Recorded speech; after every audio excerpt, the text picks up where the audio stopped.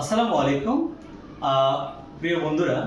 তো আজ আবার আমি টেন্সের তৃতীয় ক্লাস নিয়ে তোমাদের সাথে হাজির হয়েছি।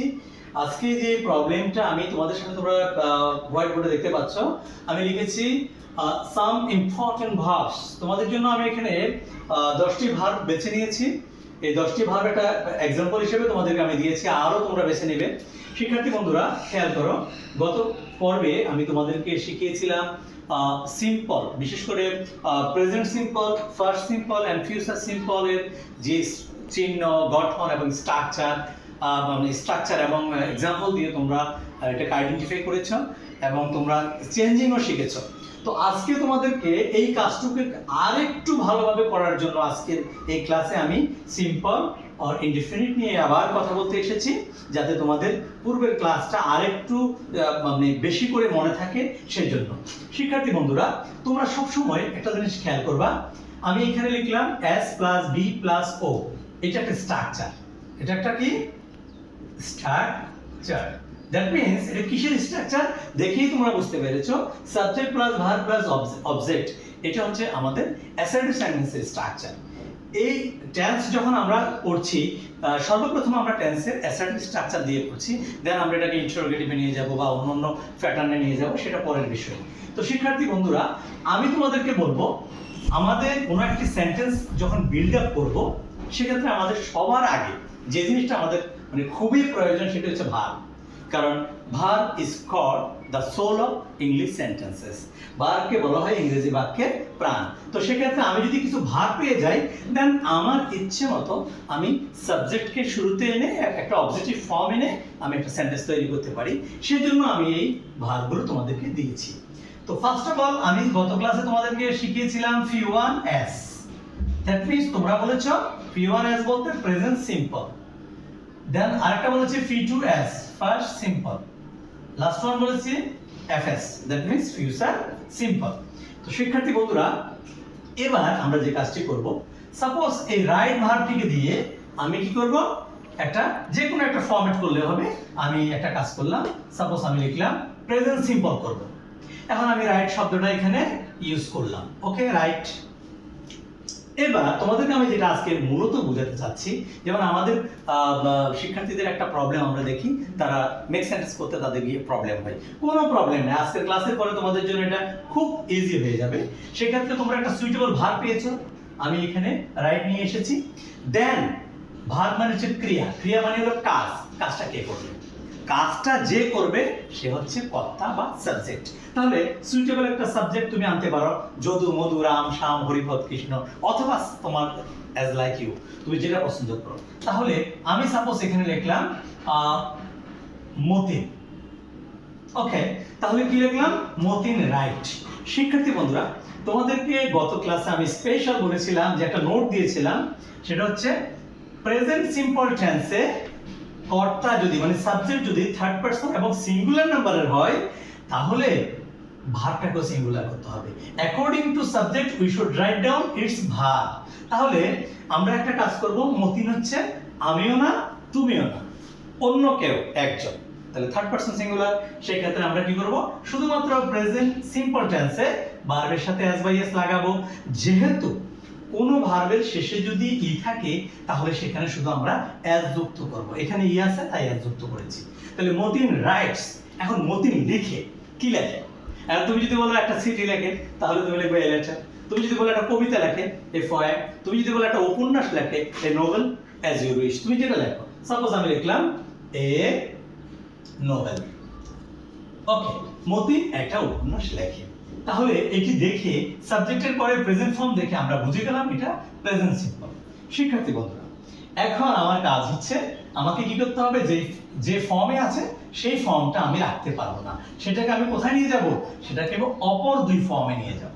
ফার্স্ট, আজকে আমরা কিন্তু কন্টিনিউয়াস এবং পারফেক্ট কন্টিনিউয়াসে যাচ্ছি না। তাহলে এখানে বলা হচ্ছে ফার্স্ট সিম্পল। তো আমরা বলেছি সাবজেক্ট এবং অবজেক্টের কোনো পরিবর্তন হয় না, শুধু টেন্স মানে হচ্ছে কি, ক্রিয়ার কাল। দ্যাট মিন্স যে ভার্বের যে টাইমিংটা সেটা। তাহলে আমরা মতিনকে বসিয়ে দেব। মতিনকে বসানোর পর এবার আমার কাজ হবে, যেহেতু আমি বলছি ফার্স্ট সিম্পল, সো ভার্বটা কখনোই প্রেজেন্ট হতে পারে না। ঠিক আছে না? তাহলে আমরা একটা কাজ করব, সেটা হচ্ছে সাবজেক্টের পরে আমরা ফার্স্ট সিম্পল করার জন্য ফার্স্ট ফর্মটাকে খুঁজবো। এখন আমরা কি জানি? আমরা জানি রাইটের ফার্স্ট ফর্ম হচ্ছে রোট, তাহলে হচ্ছে মতিন রোট এ নভেল।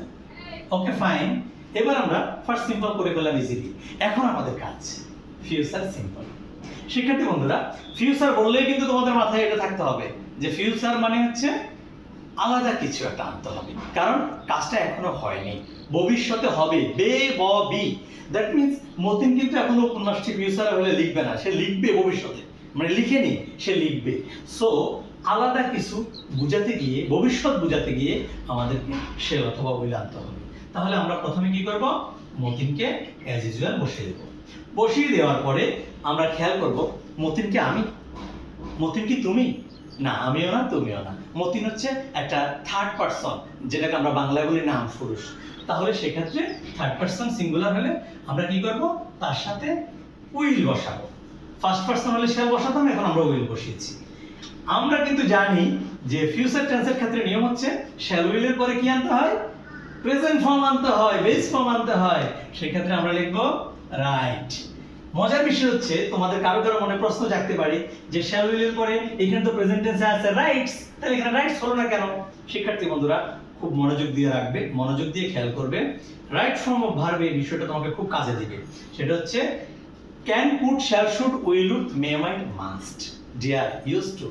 এই যে কতগুলো মডেলস অক্সিলিয়ারিজ আছে 13টি, এই 13টির পরে সব সময় বেস ফর্ম বসে। সেখানে কখনো আইএনজি হবে না, অ্যাজ বাই এজ যুক্ত হবে না, ফার্স্ট ফর্ম হওয়ার কোনো প্রশ্নই আসে না। So Matin will write a novel. তাহলে আমরা এই সেন্টেন্সটির অপর দুটো ফরম্যাট কিভাবে করতে হয় সেটা আমরা শিখে গেলাম। এবার আমার ইচ্ছে হচ্ছে যে আমি সাপোজ টিজ দিয়ে একটা সেন্টেন্স করব, এলোমেলো করে করব যাতে করে তোমরা সবগুলো করতে পারো। তাহলে নাম্বার 1 এটি আমি সলভ করলাম। নাম্বার 2 তে আমি ভার্ব বেছে নিয়েছি কি? টিচ। মনে করো আমি লিখলাম ফি 1 as, fee 2 as, or f as। শিক্ষার্থী বন্ধুরা, এবার তোমাদের জন্য কাজটা খুব ইজি হয়ে যাবে। আমরা কিন্তু ভার্ব একটা পেয়েছি টিচ। এখন আমি ভার্ব সব সময় সাবজেক্টের পরে বসে, সো আমি টিচটা বসিয়ে দিলাম। এখন একটু আগে তোমাদেরকে আমি বললাম নিজের পছন্দ মতো একটা কি করবে, তুমি সেন্টেন্স তৈরি করতে গেলে ভার্বের আগে অ্যাসার্টিভ সেন্টেন্স করতে গেলে তোমাকে একটা সাবজেক্ট আনতে হবে। তো তুমি সাবজেক্ট লিখলে সাপোজ আই, তাহলে আই টিচ, আমি পড়াই। কাকে পড়াও? পড়াতে গেলে কোন একটা ব্যক্তিকে ইন্ডিকেট করতে হবে। সাপোজ তুমি বললা যে আই টিচ দেম, আমি তাদেরকে পড়াই। এখন তুমি ইচ্ছে করলে বলতে পারো কি পড়াও? আই টিচ দেম ইংলিশ, আমি তাদেরকে ইংরেজি পড়াই। ওকে শিক্ষার্থী বন্ধুরা, এবার তোমাকে যদি বলা হয়, এখন তোমার জন্য খুব ইজি হয়ে গেল, কারণ তুমি এর আগে conjugation of verb strong verb week verb পড়েছো, এবং সেখানে তোমরা কিন্তু ক্লিয়ারলি জেনেছো যে টিচ, টট, টট। টিচের ফার্স্ট টেন্স হচ্ছে টট, ফার্স্ট পার্টিসিপল হচ্ছে টট। তাহলে তোমার সাবজেক্ট অ্যাজ ইউজুয়াল বসে যাবে।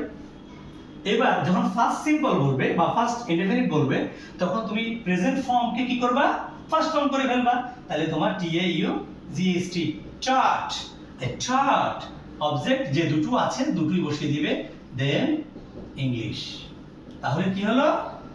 প্রথমটাতে বলা হচ্ছে আই টিচ দেম ইংলিশ, আমি তাদেরকে ইংরেজি পড়াই বা শেখাই। তাহলে পরেরটাতে বললা আই টট দেম ইংলিশ, তাদেরকে আমি ইংরেজি শিখিয়েছিলাম। এবার যখন ফিউচার টেন্স বলবে, কিছুক্ষণ আগেই বললাম ফিউচার টেন্স মানে ভবিষ্যতে, এটা এখনো হয়নি, হবে। তার মানে আলাদা কিছু তোমাকে আনতে হবে। সেটা কি? শ্যাল অথবা উইল।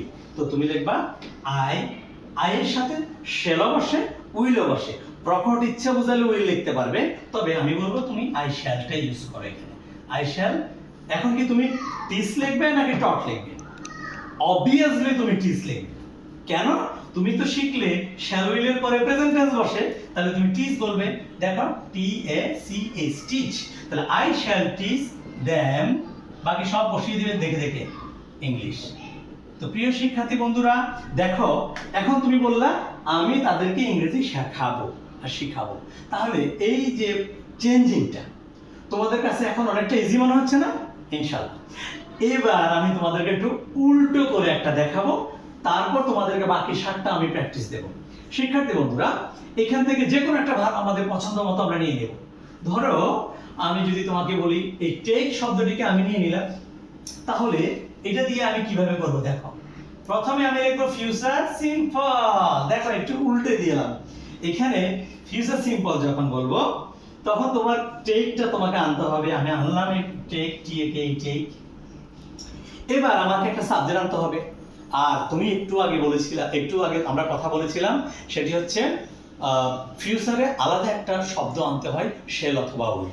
সো আমরা কি করব, ধরো আমি একটা সাবজেক্ট আনলাম হি, তো হি থার্ড পারসন সিঙ্গুলার, তাহলে হির সাথে উইল হবে ফিউচারে। ফাইন, তাহলে হি উইল টেক, সে নেবে। কি নেবে? সাপোজ আমি বললাম COFF, সে কফি নেবে। প্রিয় শিক্ষার্থী বন্ধুরা, তোমাদের মাঝে একটা প্রশ্ন জাগতে পারে, স্যার এখানে আপনি ড্রিঙ্ক লিখলেন না কেন? মানে আমি তো লিখতে পারতাম he will drink coffee, but আমি লিখেছি হি উইল টেক কফি। তোমরা একটা কথা মনে রাখবা, আমরা যে সমস্ত জিনিসগুলো পান করি সেগুলো যদি ঠান্ডা জাতীয় হয় তাহলে আমরা ড্রিঙ্ক লিখবো, আর যেগুলো আমাদের পান করি চা কফি যেগুলো একটু হট টাইপের, সেগুলোর ক্ষেত্রে আমরা অবশ্যই ড্রিঙ্কের পরিবর্তে টেক লিখবো। ওকে শিক্ষার্থী বন্ধুরা, এইবার আমরা একটা কাজ করব, এটাকে আমরা ফার্স্ট সিম্পল করব।